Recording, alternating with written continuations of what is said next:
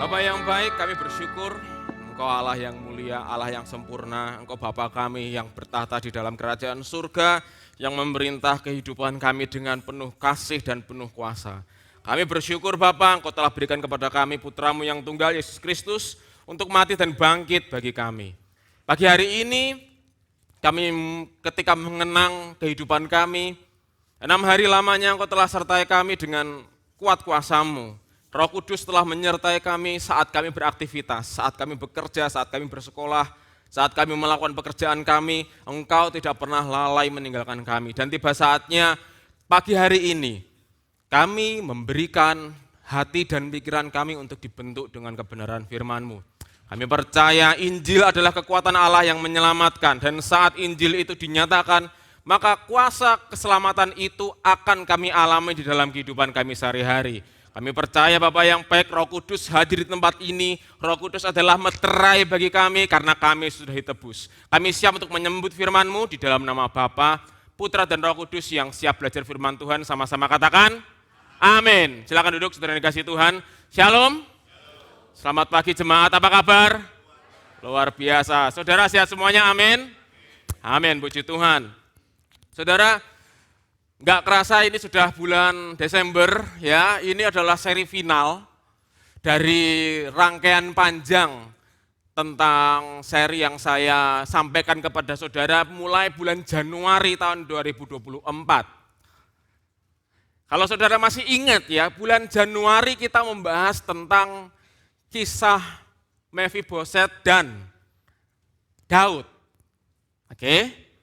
Di mana Mephiboset itu menikmati janji karena ikatan janji yang bapaknya Yonatan buat dengan Daud. Nah, kita semuanya adalah anak-anak Allah yang menikmati janji karena Allah Bapa mengikat perjanjian dengan Allah Putra, di mana ketaatan Allah Putra di kayu salib adalah satu-satunya alasan kita menikmati berkat Tuhan.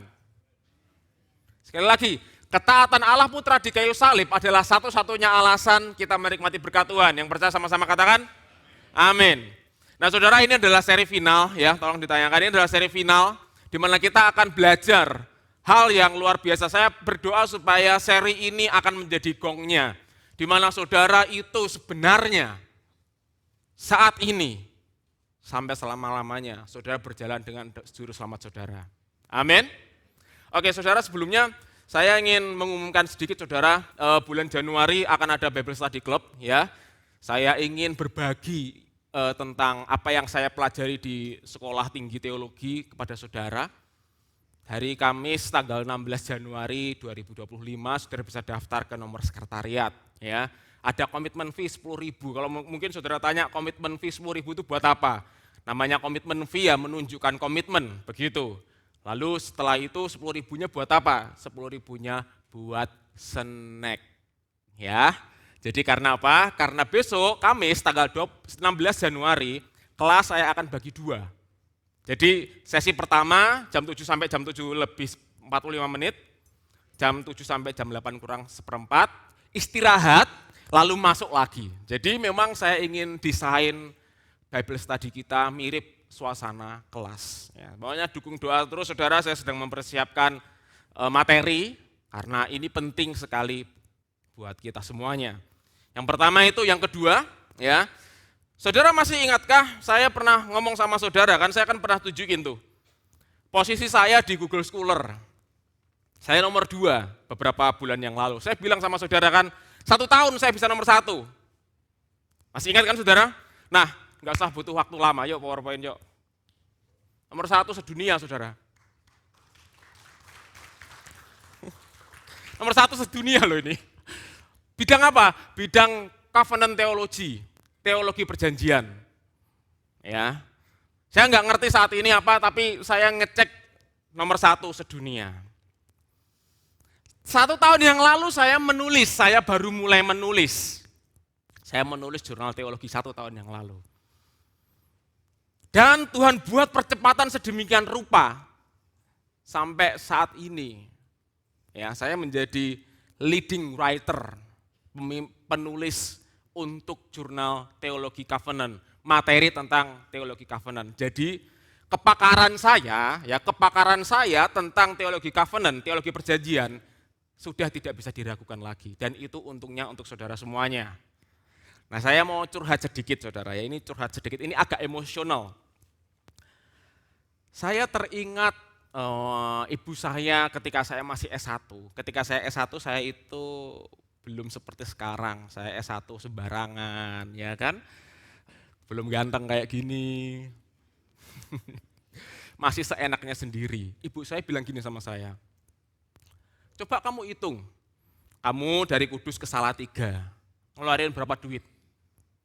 Di Salatiga dari hari Senin sampai Jumat, ngeluarin berapa duit? Berapa duit buat pulsa? Berapa duit untuk bayar SKS? Berapa duit untuk bayar SPP sekolahanmu, kampusmu? Itu semuanya sepeser pun itu berkat Tuhan. Apa iya kamu mau sia-siain begitu? Dulu saya nggak paham saudara, dulu saya masih seenaknya sendiri. Tetapi saya bersyukur berkat ketabahan dan kesabaran Bapak Gembala dan Ibu Gembala sama saya, ya, saya bisa sekarang ini, saya bisa menjadi seperti sekarang ini. Dan saya juga bersyukur berkat doa Bapak Ibu Saudara semuanya, saya juga bisa sampai produktif sampai saat ini. Terima kasih banyak atas dukungan doanya. Saya mohon tetap dukung doa saya, Bapak Ibu Saudara ya, amin. Karena penting buat saya untuk menyampaikan Injil. Dan saya butuh hikmat Tuhan untuk terus saya bisa mengenyam Injil, merenungkan Injil, tujuannya untuk kepentingan Bapak Ibu semuanya.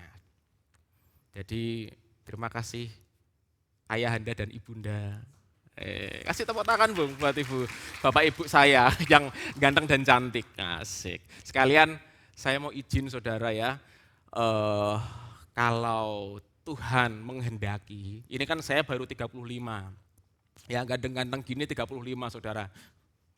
Tuhan membuat umur saya panjang, saya berdoa 10 tahun lagi, kalau Tuhan berkenan, Tuhan saya bisa sampai ke posisi guru besar atau profesor teologi. 10 tahun lagi mungkin usia saya 45, saya nggak ngerti. Kalau Tuhan berkehendak, ya. Saya minta izin kepada saudara, dukung doa saja. Kalau Tuhan berkehendak, saya jadi. Kalau tidak, ya tidak apa-apa. Begitu. Oke, demikianlah curhat saya. Kita mau belajar sama-sama ya saudara. Saudara siap belajar firman Tuhan, amin? Yuk, katakan bersama saya siap belajar. Kasih tahu sebelahnya, yuk kita belajar yuk. Nah, kasih tahu sebelahnya, yuk kita belajar yuk.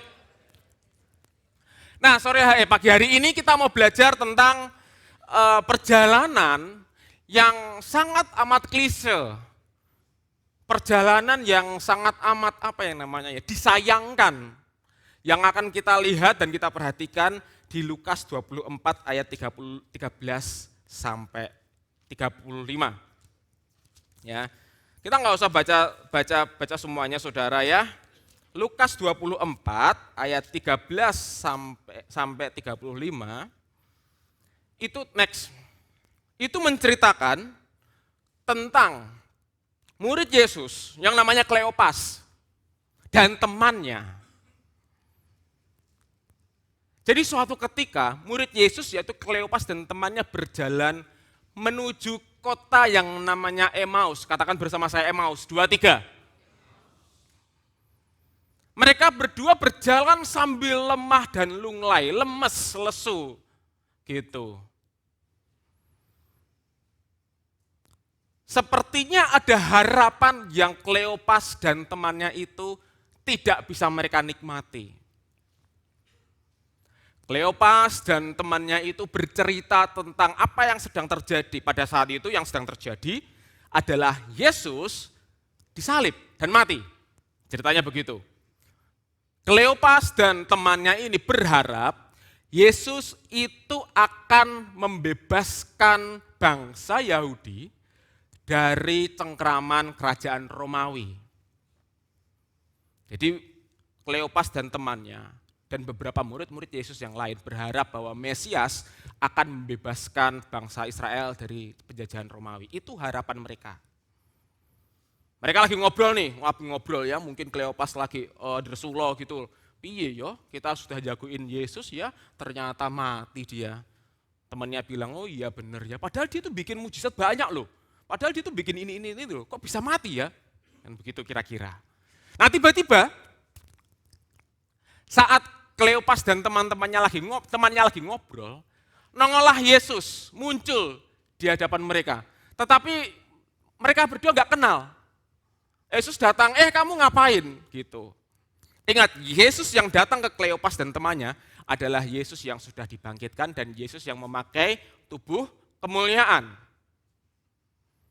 Yesus muncul dan mereka tidak mengenali. Bayangkan, mereka berdua tidak mengenali Yesus. Saking sedihnya, saking lemah dan lunglainya Kleopas dan temannya, sampai Yesus datang itu tidak dikenali sama sekali.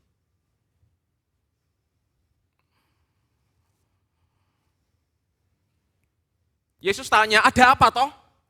Kleopas dan temannya ngomong, kamu masa kamu bukan orang sini ya? Kamu nggak ngerti apa yang sedang terjadi. Lalu Yesus mengajar kepada Kleopas dan temannya tentang dirinya. Dan Yesus mengajak mereka perjamuan kudus. Kalau saudara baca ayat 25, ya, sebenarnya Yesus itu menegur kepada Kleopas dan temannya. Kamu lamban untuk percaya.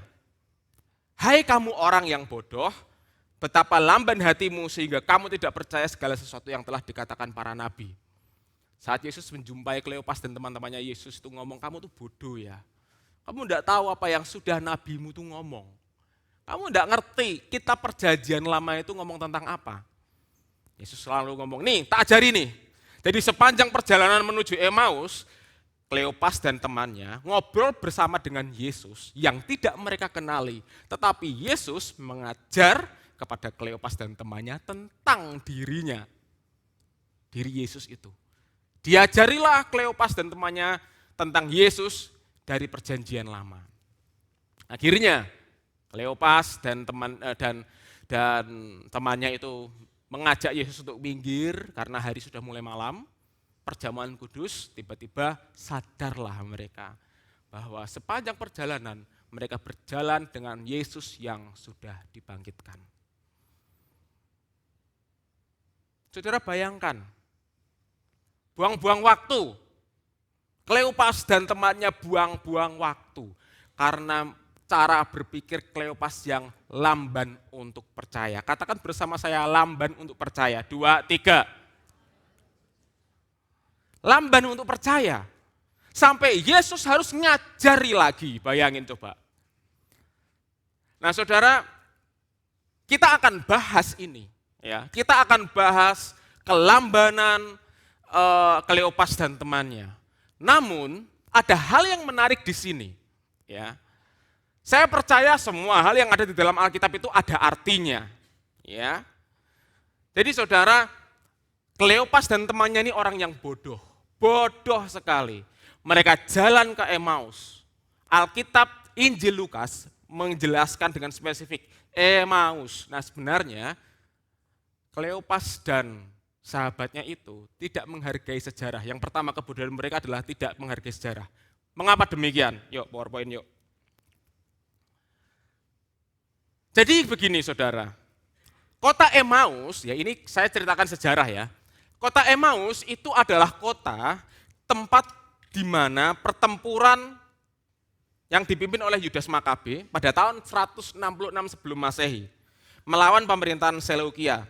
Pertempuran itu merupakan pertempuran yang tidak seimbang karena bayangkan pasukan Yahudi cuma 3.000 orang bersenjata melawan pasukan Seleukia dengan jumlah 40.000 infanteri, 40.000 angkatan darat, ya infanteri, dan 7.000 kavaleri.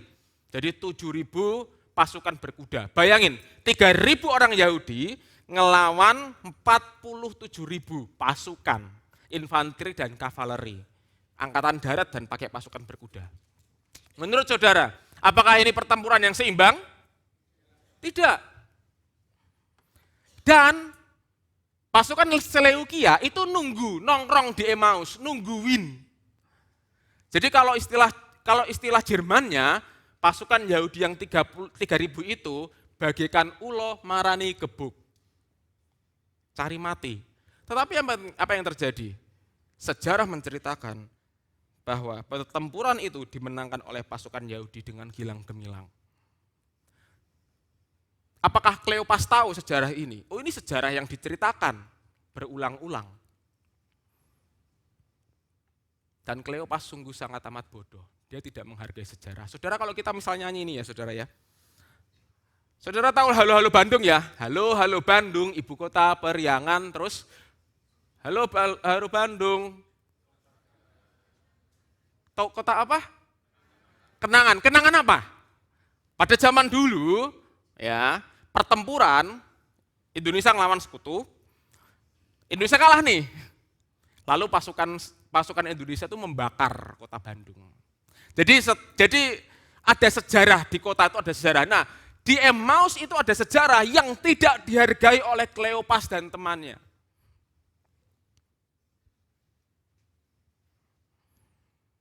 Harusnya mereka ketika berjalan menuju Emmaus, mereka itu mengenang. Bayangin ya, dulu kota ini, kota yang akan kita tuju adalah kota di mana peperangan besar pernah terjadi. Kita pernah menang dan mestinya kita tuh menang. Harusnya sikapnya seperti itu. Tetapi sayang sekali, Kleopas dan teman-temannya lamban untuk percaya.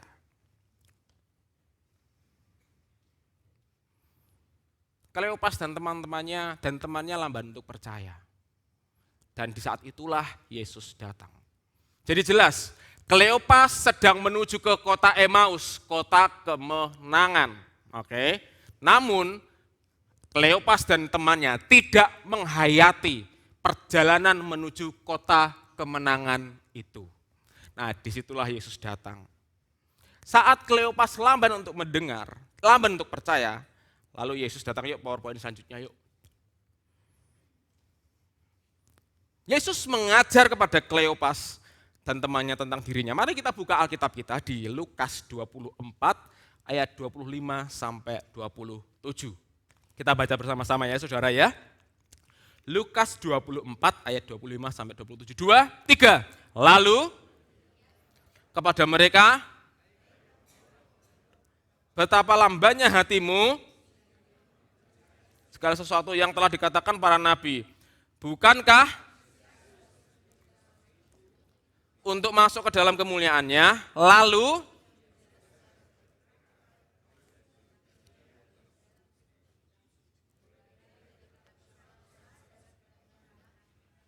oke. Kembali ke PowerPoint. Ini menarik saudara ya. Ini sangat amat menarik. Yesus datang ngomong sama Kleopas, kamu orang bodoh, kamu lamban untuk percaya. Yesus menyatakan perannya Mesias itu untuk apa? Nah, di sini di ayat yang ke-27 ya. Ayat yang ke-27 ia menjelaskan. Nah, kata menjelaskan ini memakai kata diermeneusen yang artinya menafsirkan. Yang artinya ketika Yesus mengajar Kleopas, Yesus sedang membahas tentang dirinya yang disampaikan di kitab Kejadian. Masih ingatkah saudara 1 bulan yang lalu? Kitab Kejadian, perhatikan baik-baik. Kitab Kejadian 3 ayat 15 berkata bahwa akan muncul keturunan dari wanita ini yang akan menginjak ular dan kepala ular. Siapa itu? Yesus. Yesus sudah menang, amin.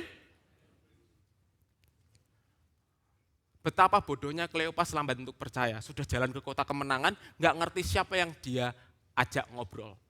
Nah saudara, ini adalah hal yang penting. Di mana? Lukas 24 ayat 27 itu menunjukkan bahwa Yesus, perhatikan baik-baik, Yesus adalah inti dari kitab kita. Yang setuju katakan amin. Kejadian 3 ayat 15, nubuat Allah menyatakan firman-Nya. Dan bayangin, Kejadian sampai Maleaki itu berapa ribu tahun.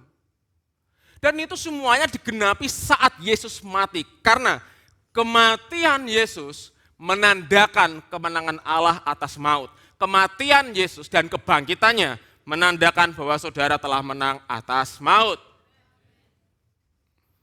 Dan nubuatan Allah di dalam perjanjian lama hanya digenapi di dalam diri Yesus. Perhatikan baik-baik. Kalau kematian Yesus di sini, dan di sini adalah penggenapannya. Kalau di sini nubuatan Allah dan di sini adalah Yesusnya dan saudara di sini. Artinya, saudara saat ini sedang menikmati penggenapan janji Allah itu. Saudara ingatkan Bapak Gembala selalu berkata, membawa ayat di Yeskiel 36, kamu akan kuberikan apa? Roh yang baru. Perhatikan baik-baik. Yeskiel menubuatkan akan ada di masa depan nanti bahwa Roh Allah akan tinggal di dalam diri umatnya. Dan Roh Allah itu akan membuat umatnya percaya, punya hati yang baru, punya hati yang taat. Itu janji di Yeskiel, oke? Dan bayangin, dengerin baik-baik, janji itu sudah digenapi saat peristiwa Pentakosta. Dan saat ini, saudara, di dalam diri saudara ada Roh Allah yang membuat saudara hidup taat. Saudara, kita tidak sedang menanti Roh Allah turun. Roh Allah sudah turun. Amin. Yang kita nantikan saat ini adalah pekerjaannya. Tenang saja, kalau Roh Allah sudah diturunkan secara sempurna, Roh Allah pasti bekerja. Katakan bersama saya, Roh Allah pasti bekerja padaku. Katakan sekali lagi, Roh Allah pasti bekerja padamu juga. Kasih tahu sebelahnya. Saudara perhatikan baik-baik, kematian dan kebangkitan Kristus itu adalah puncak dari janji Allah. Ya, Allah mau ngasih apa? Rohnya. Begitu Yesus mati di kayu salib dan bangkit, penggenapannya terjadi. Halo? Oleh karena itu saya percaya saudara semuanya adalah jemaat GBI Keluarga Kudus yang taat. Karena Roh Allah sudah diam di dalam dirimu. Nah, Lukas 24 ayat 27 ini menegaskan tentang cara menafsir Alkitab. Ya saudara ya. Coba saya lihat catatan saya dulu. Kalau saudara perhatikan ya, Yesus menafsir seluruh kitab suci mulai dari Musa hingga para nabi sebagai sebuah narasi yang utuh dan berpusat pada karya keselamatannya. Jadi begini, ketika Yesus berkata, Yesus menceritakan, di situ ada prinsip cara kita harusnya membaca Alkitab itu seperti apa. Perjanjian Lama menceritakan tentang nubuatan Mesias yang akan datang. 4 Injil, Matius, Markus, Lukas, Yohanes, menceritakan tentang penggenapan itu. Perhatikan, Kisah Para Rasul sampai Wahyu menceritakan bagaimana semestinya kita manusia orang percaya hidup. Ya, Efesus 1 ayat 3, di dalam Dia kita telah diberkati dengan segala berkat rohani di dalam surga. Amin, amin, amin. Kenapa? Karena kita sudah ditebus. Tanpa penebusan tidak ada berkat, tidak ada warisan. Mana dulu? Penebusan dulu atau berkat dulu? Penebusan dulu. Pertanyaannya adalah apakah saudara percaya saudara sudah ditebus? Amin. Jadi ketika saudara membaca Alkitab, ya, berdoalah kepada Roh Kudus, singkapkan kepadaku, nyatakan Yesus saat aku membaca Alkitab. Amin, saudara? Amin. Ini prinsip, kalau di dalam teologi ini prinsip hermeneutik, ya.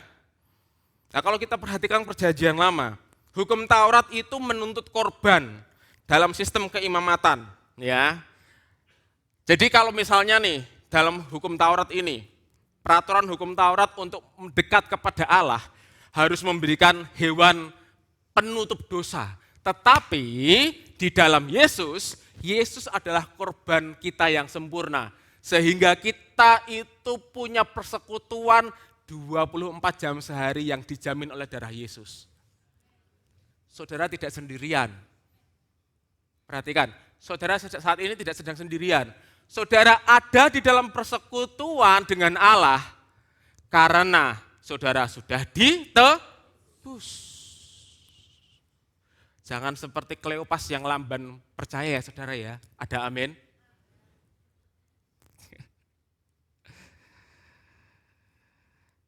Bahkan kalau saudara baca ya Yesaya 53, nubuatan tentang hamba yang menderita. Mukanya tidak dikenali, seluruh tubuhnya hancur. Dan Yesaya 53 itu menyatakan ayat yang luar biasa. Oleh bilur-bilurnya kamu sembuh. Pagi hari ini buat saudara yang punya kelemahan fisik. Oke. Kesembuhan itu adalah hak kita. Kesembuhan adalah hak kita karena penebusan Kristus. Amin. Yesus menderita untuk menggantikan posisi kita.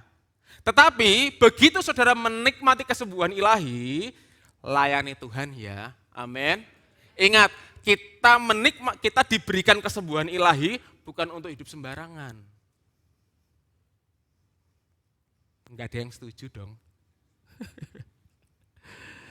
Kita diberikan kesembuhan ilahi bukan untuk hidup sembarangan, saudara, amin. Jangan mentang-mentang, aku percaya, aku sudah ditebuskan, aku percaya kalau aku berdoa minta kesembuhan ilahi, Tuhan pasti kasih. Oleh karena itu besok Senin temanya babi, hari Selasa temanya kambing, hari Rabu temanya kerbau. Wah, hari Kamis temanya duren. Wah, hari Jumat supaya aku tidak bersalah, aku telepon Pak Pendeta. Pak Gembala mau enggak? Kalau Pak Gembala enggak mau ya anaknya. Lalu setelah nanti makan bareng sama anaknya, saya minta Pak Gembala atau anaknya berdoa dulu Pak supaya Tuhan kuduskan makanan ini. Roh kolesterol tidak mendekat. Saya mau nanya, saudara, apakah itu contoh orang yang punya hikmat Tuhan? Kan tidak toh, setuju? Jadi kalau saudara sudah dapat kesehatan ilahi, ya hiduplah untuk melayani Tuhan, amin. Minta Tuhan, aku minta hikmat supaya aku bisa sehat terus. Yang jelas pagi hari ini kesehatan ilahi itu sudah dijamin oleh kematian dan kebangkitan Kristus. Dan itu penggenapannya di dalam salib Kristus. Kita sedang menikmati manifestasinya. Dan saya juga bersyukur saudara, gereja kita, ya GBI Keluarga Kudus itu punya tagline, punya slogan, Christ Centered Church, gereja yang berpusat kepada Kristus. Oleh karena itu, firman yang dari tempat ini harus membawa saudara itu bertemu dan menikmati Yesus. Mengapa demikian? Coba kita buka PowerPoint selanjutnya. Yuk kita buka Roma 10 ayat 17. Nah ini saya ingin menjelaskan bagian ini yang paling penting bagi saudara. Roma 10 ayat 17. Kita baca bersama-sama ya saudara ya. Jadi, ayo baca bersama-sama. Roma 10 ayat 17, 2, 3. Jadi, dan pendengaran oleh firman Kristus. Ya, saya ingin menjawab. Kalau firman Kristus yang lain bukan firman dong. Begini, oke PowerPoint yuk. Firman Kristus itu di dalam bahasa Yunaninya namanya Rema Christo. Yang artinya, ketika kita melihat firman Allah, kita harus melihat dari kacamata Yesus Kristus. Itu intinya. Perjanjian Lama menceritakan tentang nubuatan Yesus yang akan datang. Injil menceritakan tentang Yesus itu. Kisah para rasul sampai habis menceritakan tentang bagaimana orang percaya mestinya hidup karena penebusan Kristus. Yang percaya katakan amin. Nah Paulus di ayat ini itu menegaskan firman Kristus di dalam Roma 10 ayat 17. Di mana, perhatikan baik-baik, firman Kristus berarti segala sesuatu yang tertulis di dalam Alkitab harus dilihat dari sudut pandang Yesus Kristus yang sudah mati dan bangkit bagi siapa? Siapa orang percaya itu? Saya dan saudara. Dan hal tersebut membawa pertumbuhan iman yang signifikan. Ini bukan kata saya ya, ini saya mengutip. Oke? Jadi ketika saudara mendengarkan firman, saudara sedang mendengarkan firman, Saudara harus perhatikan, apakah firman yang saya dengar ini membawa saya menikmati Kristus tidak? Oh saudara, saya tidak sedang memotivasi saudara pagi hari ini. Dan saya yakin saudara tidak akan pernah bisa dimotivasi. Mau bukti? Contoh. Untuk kamu berjalan bersama dengan Tuhan, kamu harus hidup penuh dengan kekudusan. Bangun hidupmu, upayakan ketaatan di dalam hidupmu dengan sungguh-sungguh, dengan sempurna. Maka kamu akan menikmati perjalanan dengan Tuhan. Nah saudara, cerita di Kleopas tidak begitu. Kleopas ada di dalam posisi yang paling lemah. Tetapi justru perjalanan Emmaus itu menunjukkan bahwa Yesus berjalan dengan orang yang lemah. Amin. Saudara tidak akan pernah bisa dituntut untuk taat, dengerin baik-baik. Karena Roma 7 ayat 14, saudara tahu hukum Taurat itu sempurna, tetapi kondisi kita, saya dan saudara, adalah manusia yang sudah terjual di bawah kuasa dosa. Tidak mungkin dan tidak akan pernah mungkin. Perhatikan baik-baik, tidak mungkin dan tidak akan pernah mungkin. Manusia seperti kita yang sudah terjual di bawah kuasa dosa, itu hidup taat. Dengerin baik-baik. Oleh karena itu kita butuh firman Kristus. Firman yang menunjukkan bahwa manusia lamamu sudah mati bersama dengan Kristus. Amin. Firman Kristus akan menegaskan bahwa Roh Kudus itu diam di dalam kita. Itu firman Kristus. Jadi kami tim pengembalaan tidak akan memaksa saudara untuk mengupayakan dari dalam diri saudara. Saudara percuma lah, nggak akan bisa. Tetapi kami semuanya membawa saudara kepada Kristus. Sehingga saudara mengerti bahwa hidupku bukan aku lagi melainkan Kristus. Oke saudara, kalau begitu di dalam hubungan rumah tangga harusnya menyenangkan dong. Amin. Karena yang mengasihi pasangan kita itu adalah kasih Kristus yang mengalir dari diri suami kepada istri. Coba Kak tolong Efesus 2 ayat 10 Kak, tolong munculkan. Efesus 2 ayat 10. Yuk kita baca Efesus 2 ayat 10, 2, 3.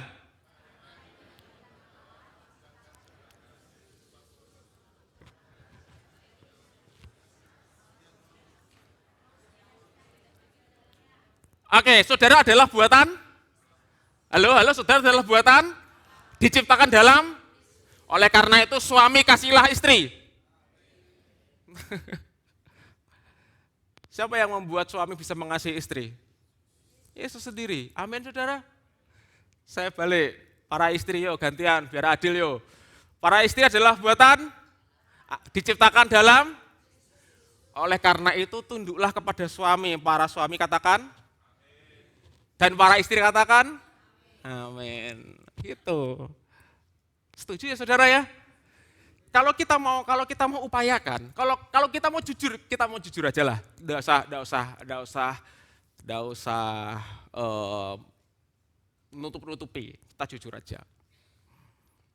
Dipaksa untuk mencintai seseorang, untuk mengasihi seseorang dengan latar belakang yang sudah kita ketahui itu udah enak toh. Betul apa betul? Yang jawab sedikit. Tetapi sore pagi hari ini, saya akan ingatkan saudara, saya akan nyatakan firman Tuhan berkata bahwa saudara adalah buatan Allah. Dengarkan baik-baik, saudara adalah buatan Allah. Betul saudara adalah orang yang rusak, orang yang berdosa. Tetapi di dalam Yesus saudara diciptakan.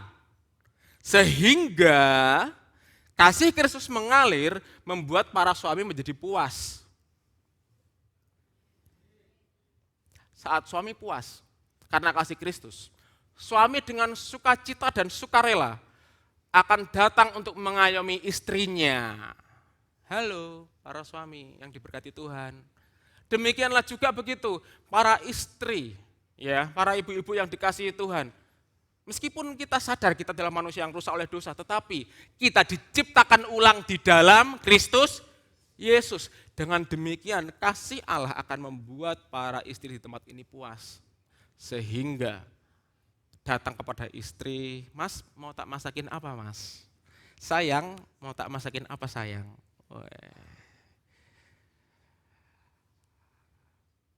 Mam, belanja yuk, mam yuk, tak belanjain. Nah, enak nggak tuh? Saudara, saya berdoa supaya kasih Tuhan itu mengalir buat para suami istri. Dan juga berkatnya. Ya, supaya apa? Supaya rumah tangga saudara happy. Maybe suatu saat saudara ngajak istri saudara piknik. Beliin apa maybe? Nyalonin lah. Beliin skincare yang bagus-bagus, yang istri masakin suaminya yang enak-enak, itu semuanya karena suami istri puas di dalam Yesus. Amin. Apakah saudara percaya saudara buatan Allah? Apakah saudara percaya saudara sudah diciptakan di dalam Kristus Yesus? Amin. Kalau saudara saya paksa, tidak bisa. Tetapi pagi hari ini, karena saudara adalah ciptaan Allah, buatan Allah dan ciptakan dalam Kristus Yesus, maka ada kemampuan luar biasa, kemampuan Allah itu yang akan mendorong saudara untuk hidup taat, hidup mengasihi Allah, hidup menyenangkan hati Allah. Amin, saudara. Oke, saudara diberkati pagi hari ini. Oke, yuk kembali ke PowerPoint yuk. Jadi tugas saya adalah membawa saudara kepada Kristus. Saya tidak ingin saudara semuanya menjadi seperti Kleopas dan temannya yang lamban untuk percaya. Tugas saya adalah mengingatkan saudara bahwa saudara diselamatkan bukan karena usaha saudara. Saudara diselamatkan karena pengorbanan Kristus di kayu salib. Dan pengorbanan Kristus membuat kita punya dasar yang kuat untuk hidup memiliki pengharapan dan keyakinan akan kasih Tuhan yang tidak bersyarat. Dan juga ya, firman Kristuslah yang digunakan Roh Kudus untuk menanam dan memelihara iman. Ini adalah kerja Allah Tritunggal, saudara. Jadi Bapa mengirimkan putra Yesus Kristus untuk mati. Lalu Bapa mengutus Roh Kudus di dalam putra untuk mengingatkan kita semuanya tentang Kristus. Ya. Ingat, Roma 1 ayat 16, Injil adalah kekuatan Allah yang menyelamatkan. Tidak ada Injil, tidak ada kekuatan Allah yang menyelamatkan. Nah, saudara pintar semuanya, amin. Nah, puji Tuhan. Kita lanjut ya, yuk. Oke, Pastor, saya percaya tentang firman Kristus. Terus saya mesti ngapain? Kita jangan mengulang kesalahan Kleopas yang lamban untuk percaya. Ya, perhatikan baik-baik. Kleopas, kembali ke cerita Kleopas. Kleopas itu sedang berjalan menuju Emmaus, kota kemenangan. Kleopas berjalan pasca Yesus mati dan bangkit. Pasca kebangkitan Kristus, pasca kemenangan. Dan Kleopas berjalan dengan sang pemenang, yaitu Yesus sendiri. Ini tragedi, saudara, ini tragedi. Seorang murid Yesus yang lamban untuk percaya. Makanya orang yang lamban percaya itu tidak bisa menyadari bahwa dia sedang berjalan menuju kemenangan. Dia sedang berjalan dari kemenangan bersama sang pemenang. Ini tragedi orang yang lamban untuk percaya. Jangan ya saudara ya, amin. Yuk ikuti kata saya, Roh Kudus membuat aku tidak lamban untuk percaya. Lamban untuk percaya itu artinya apa sih? Lamban untuk percaya itu artinya tidak bisa percaya, ruwet dengan pikirannya sendiri, ruwet dengan perenungannya sendiri, di saat yang sama sedang berjalan dengan Yesus. Itu artinya lamban untuk percaya. Harusnya saudara berbahagia karena saudara berjalan menuju kemenangan. Halo? Dengarkan baik-baik. Jangan seperti Kleopas yang jalan menuju ke kota kemenangan, kota Emmaus dengan lemah lunglai. Harusnya saudara berjalan menuju kota kemenangan. Saudara berjalan menuju kemenangan itu dengan berbahagia, amin. Karena kenapa? Karena saudara sudah menang. Kemenangannya siapa? Yesus, amin. Dan saat ini pun saudara sedang berjalan dengan sang pemenang. Dengerin baik-baik. Berarti, Jemaat GBI Roh Kudus, kita semuanya sedang berjalan menuju kemenangan, dari kemenangan bersama sang pemenang. Amin. Jangan lamban untuk percaya. Supaya kita tidak lamban untuk percaya gimana? Dengerin Injil. Dengarkan firman Kristus. ulang terus, minta Roh Kudus tolong aku supaya aku tuh bisa menghadapi semuanya ini. Nah saudara, PowerPoint selanjutnya yuk. Begini saudara, kemenangan kita adalah kemenangan yang dijamin oleh Kristus secara sempurna. Oke, coba kita buka 2 Korintus 2 ayat 14. Ya, saya harap ini akan membuka mata kita dan hati kita tentang Kristus dan kemenangannya. Baca bersama-sama, 2, 3.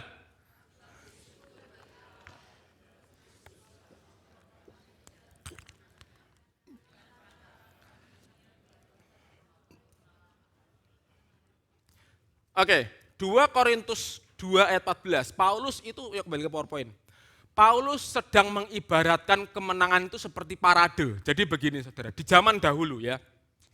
Di zaman dahulu, saat Panglima Romawi menang, maka Panglima Romawi itu akan diarak. Kayak ini loh, kayak misalnya negara Brasil atau Perancis menang, tahun lalu Argentina menang Piala Dunia, kan diarak tuh. Nah, Paulus mengibaratkan kemenangan Yesus itu seperti itu. Jadi zaman dahulu itu Panglima Romawi itu diarak.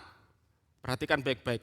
Diarak di tengah kota dan di belakangnya itu adalah tawanan, ya, tawanan perang. Bahkan mungkin ada rajanya di situ yang akan dieksekusi.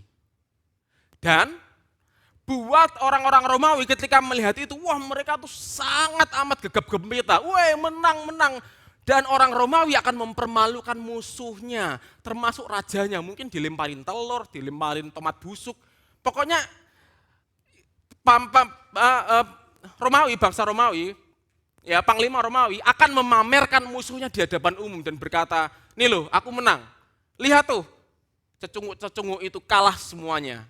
Nah, Paulus memakai istilah itu untuk menggambarkan kemenangan Kristus. Dengarkan baik-baik saudara yang dikasihi Tuhan. Saat ini kita sedang melihat parade kemenangan Kristus. Amin.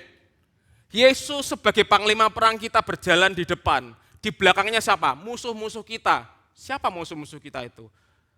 Ada kekurangan, ada kemiskinan, ada sakit penyakit, ada nasib buruk, ada iblis, ada kuasa gelap, dan semua musuh-musuh Yesus itu sedang kita permalukan. Halo.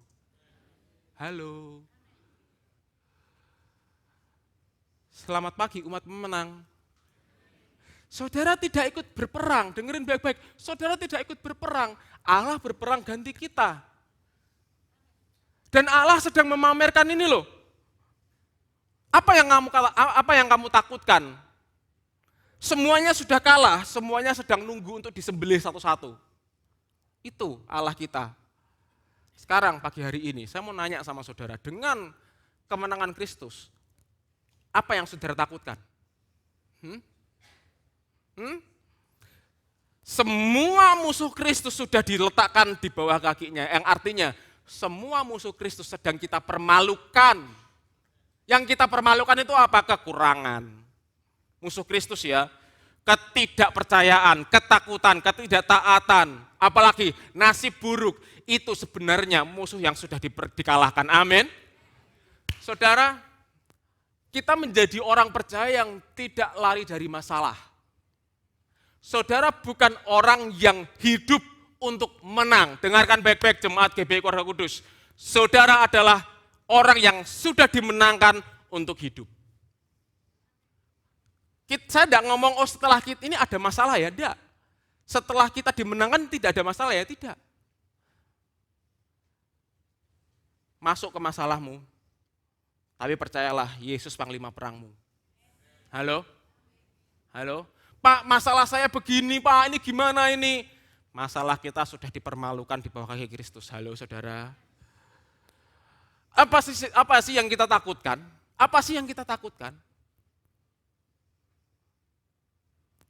Pagi hari ini kita tuh sedang dipamerkan loh, parade kemenangan Allah.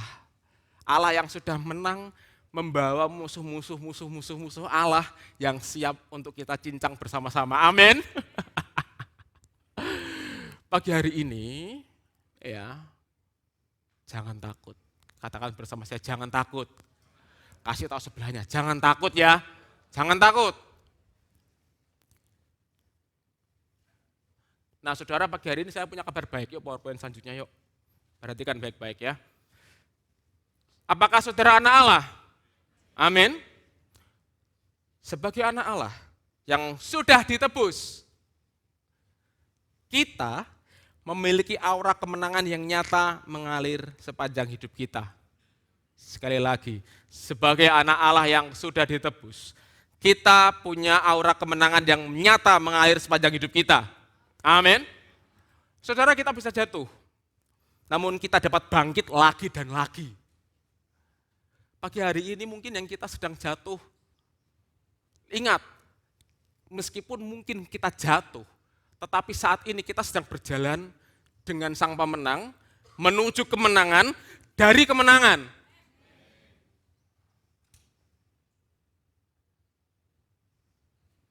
Saya tidak berkata hidup sebagai pemenang itu berarti tidak ada masalah. Enggak, justru harus ada masalah supaya kita itu bisa muncul sebagai pemenang. Halo? Saudara, saya saksi hidup.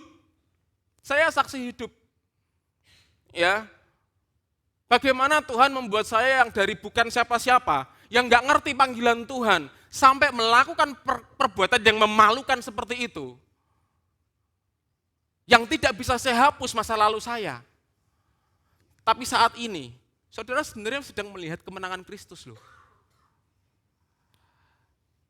Kita semuanya itu punya masa lalu yang buruk. Kita bisa jatuh, tetapi jangan takut. Justru karena kita sedang berjalan dengan Sang Pemenang. Kita berjalan dari kemenangan dan menuju kemenangan, kita dimampukan untuk tetap menang. Amin.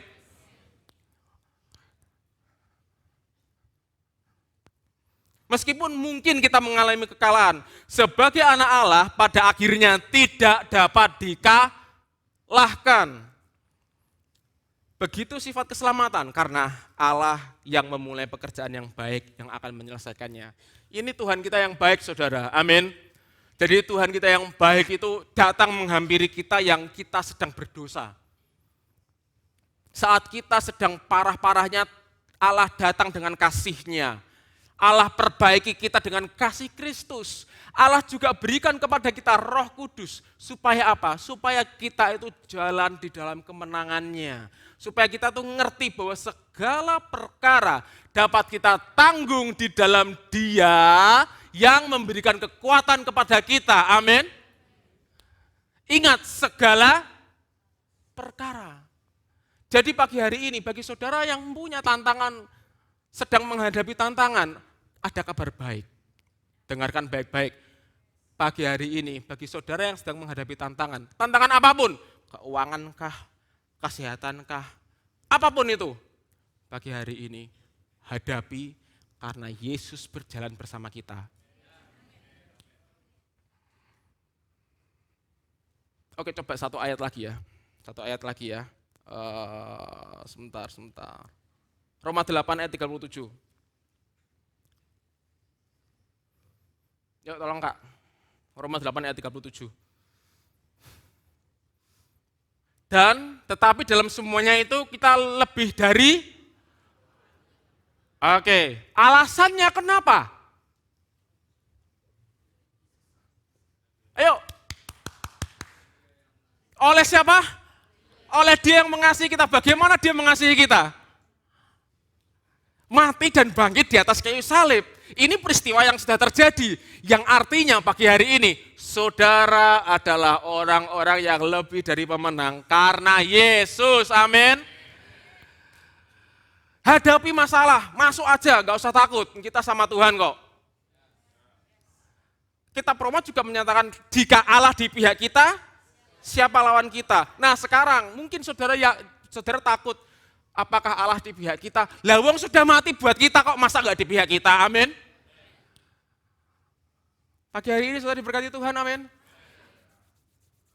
Pegang ini baik-baik, ya. Pegang ini baik-baik. Ini uang saku. Sangu buat tahun 2025. Tahun 2025 Bapak Gembala dapat pesan dari Tuhan untuk menyampaikan bahwa 2025 adalah the year of living divinely. tahun hidup penuh ilahi, hidup secara ilahi.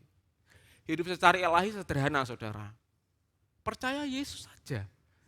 Lakukan segala sesuatu seolah-olah Dia, Sang Pemenang itu sedang ada bersama dengan kita.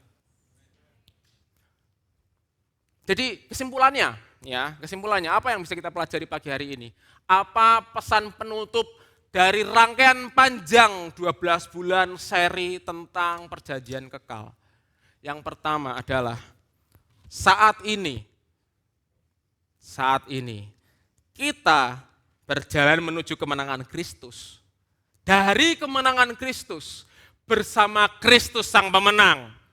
Amin, ikuti kata saya. Saya berjalan menuju kemenangan Kristus, dari kemenangan Kristus bersama Kristus Sang Pemenang. Amin. Kasih tepuk tangan buat Tuhan dulu dong. Nah, gitu, sip. Ya, karena apa saudara? Yesus itu jaminan. Halo? Sudah Yesus itu jaminan, Roh Kudus meterai lagi. Lah apa enggak? Apa kita jangan seperti Kleopas yang lamban percaya, saudara ya, setuju? Mari kita bertumbuh bersama-sama. Saya tidak akan lelah mengingatkan saudara bahwa saudara itu sedang menuju kemenangan Kristus, dari kemenangan Kristus bersama Kristus Sang Pemenang. Oke?